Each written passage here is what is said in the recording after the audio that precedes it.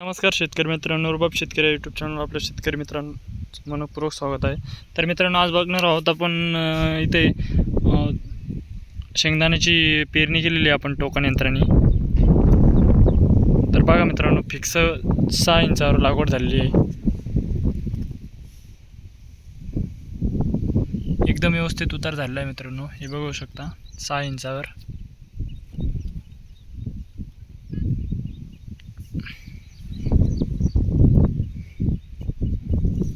सहा इंचावर दाता ठेवलेली होती ॲक्च्युली. इथं सेंट्रल लाईट या कपाशीमध्ये भुईमुग घेतलेला आहे. कपाशी पण देखील उघडीत लावलेली, हाताने लावलेली आहे कपाशी, आणि टोकन यंत्राने शेंगदाणे लावलेले आहे भुईमुग. बघू शकता एकदम व्यवस्थित उतार झालेला आहे. बघू शकता एकच दाणा पडलेला आहे, बी पडलेला आहे, फिक्स मापात पडलेला आहे.